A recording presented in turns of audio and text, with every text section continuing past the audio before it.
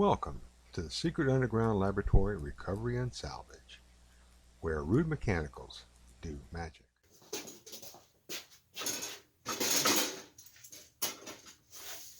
Hello, I'm Bronze Age, Director of the Secret Underground Laboratory Recovery and Salvage. And today we're at the lamp bench where we're going to rewire a wired gas lantern.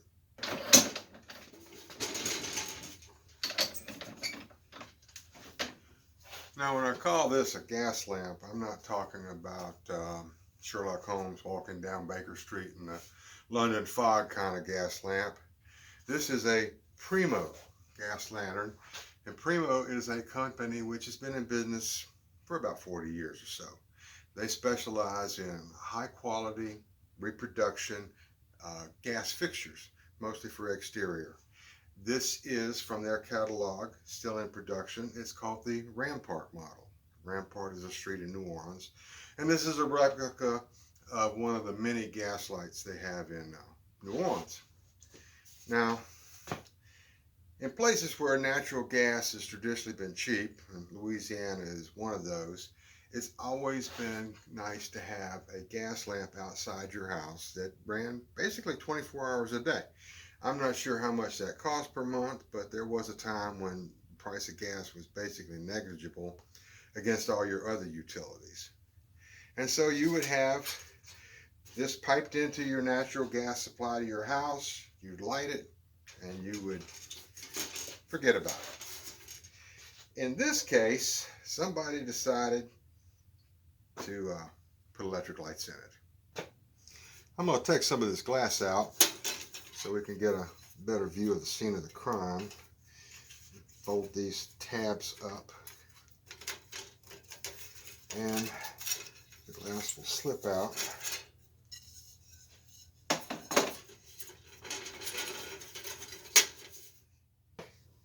In my long spiritual journey of life, I have learned to overcome judging people. However, I can't refrain from giving my opinion. If we look here, we see for some reason these two candelabra light sockets, they're not even lined up with the door. I have no idea what that's all about. There's a row of vent holes around the bottom plate, which is because it was a gas lamp. It had to have proper ventilation. And they just drilled holes in this little table they made so that the bolts would go into the vent holes. This is a strange little table, construction bracket, whatever. And on the inside here we see odd assortment of hardware and then just wire nuts. That's certainly not Secret Underground Laboratory standard wiring. This, whatever you want to call it, bracket, is made from steel that's generally used in steel buildings as bracing and that sort of thing. I recognize this angle.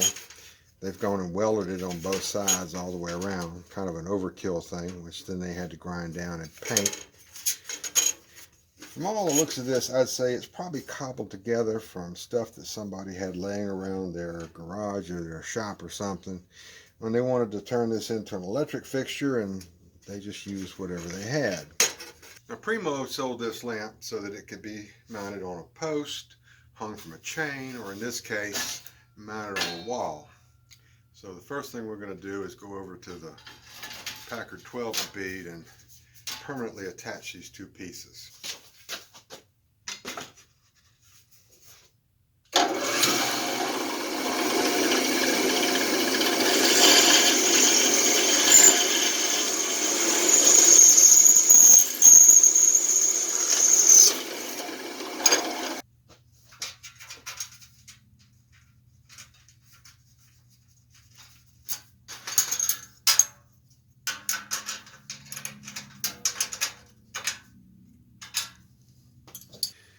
Now the first thing I've got to do is figure out what I'm going to do with this thing.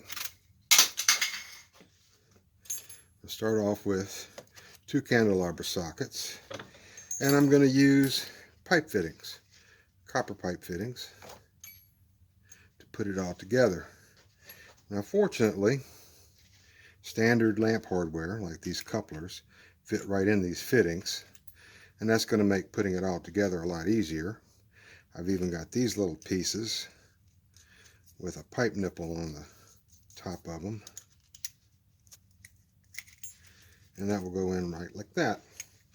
Now, these are a little too wide. Looks kind of clumsy inside the lantern. So I'm going to trim a little off of each of these pieces before I put them together. Bring them in about like that.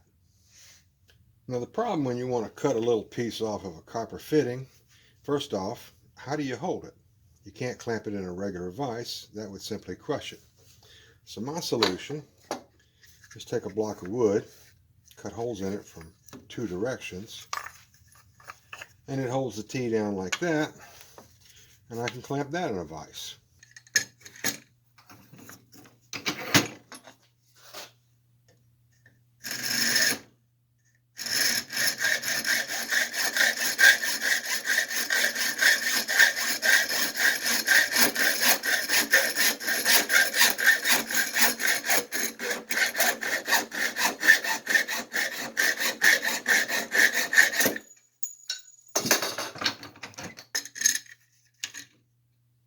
The fittings are put together with little short pieces of copper pipe, just like they would be if they were in some sort of plumbing situation. And that's what we're going to have. And here is our mock-up. Now the rest of the plumbing is straightforward. I've got a coupler down here on the bottom, another coupler up here at the wall plate, and it just sticks together like that. Now we're on to the wiring. Now the fittings will be held together with these little short pieces of pipe, and in the final assembly they will be sealed with epoxy. Now I'm going to make life a little easier for myself because I'm going to run the wires before the final assembly so that I don't have to worry about getting them through these connectors, which will be a bottleneck. Now that's going to make life a little more difficult for someone who might have to come after me and rewire this, as unlikely as that may be. But I consulted the Lamprey Wires Code of Conduct and discovered that there is no Lamprey Wires Code of Conduct, and that Lamprey Wires basically have no morals or ethics of any kind, so I'm free to do whatever I want. I'm going to eliminate the need for a splice inside the pipe by running one wire from one socket over to the next, and then the junction will be at the screw terminals of this socket. Now, one important detail that can't be neglected is that any wire that is put under a screw terminal has to be tinned. Lamp wire always comes multi-stranded, and it's a violation of the National Electrical Code to put multi-stranded wires under a screw terminal. And the solution to that is called tinning. So we just put a drop of solder on the tip of each wire, and that turns the multi-wires into one wire.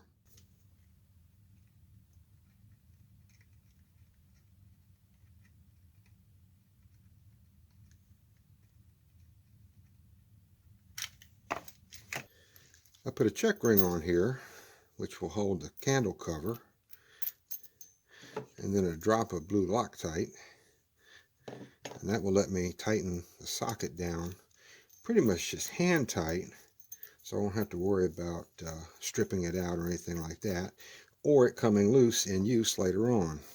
And when that blue stuff sets up, that will be a nice tight connection. Now the sermon I always give whenever I'm rewiring lighting is lamp wire sold in the United States comes like this, 2 wires joined together in the middle. One side has smooth insulation and one side has ridges. If you can't see them, you can still feel them. And the reason for that is on the socket you'll find a brass colored screw and a silver colored screw. The smooth side always goes under the brass screw, and the ridge side always goes under the silver screw. When you're working on an exterior fixture, you got to keep a couple things in mind. First being that most people are going to see this looking at it from up above. So you turn it upside down to get a good look at it, And this galvanized washer here is going to be painted black before this gets turned back over to the customer. Other thing to think about is this pipe goes down and then comes back up. And since this is an exterior fixture, there's just always the possibility that maybe it'll get wet, maybe it'll get rained on, and water can collect in here. So, to take care of that eventuality, I use the same little jig that I made for holding the pipe so I could saw it, and use it for drilling a hole in the pipe. Now while I've got it upside down, I'm going to fit it with this screen here, which will keep the wasps and other nasty things out of the light fixture. Now the assembly is pretty straightforward. All these joints are loose right now. Once I have it fitted in place, and I'm confident that I've done things like got the little hole at the bottom, a dab of epoxy on each joint and let it sit overnight. Come back in the morning and finish up the details.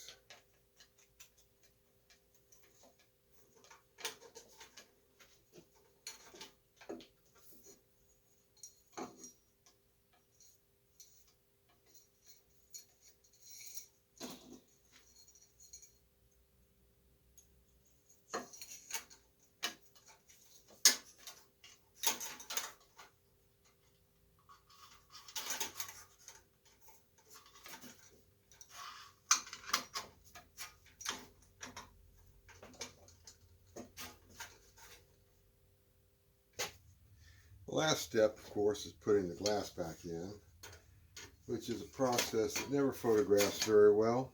I made this tool, which is just a piece of scrap oak. It's got a sharp bevel on one end and rounded on the other. The bevel is good for prying these tabs up, and the round end is good for pushing them down.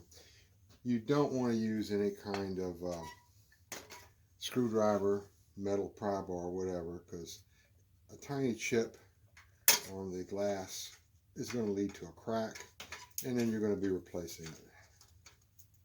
It's just a matter of working slowly, deliberately, and not breaking something when you're almost finished.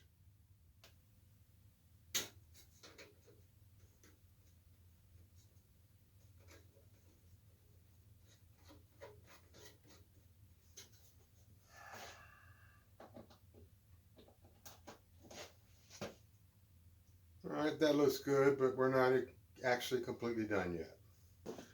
Since I'm not going to be the one installing this lamp, I want to make it as easy as possible for whoever has to do it. And I'll make sure that the ends of these wires are tinned so that when they go to put on their connector, these wires won't get all splayed out and make a bad connection. Now, one other important detail is you can see both these wires are white, and when the electrician gets there, he's going to open up the box and there's going to be a white wire and a black wire.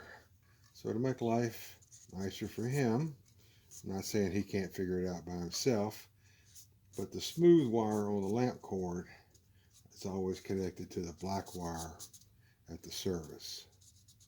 So I just paint it black, and that settles the issue. And this pallet, knocked together from scraps, means that the customer can get it back home without any damage to it and ready to install. So, this is Bronze Age for the Secret Underground Laboratory Recovery and Salvage. And thank you for sitting through this video with me. We'd really appreciate it if you would like to subscribe. Comments are always welcome. Questions are always answered. And again, thank you for watching.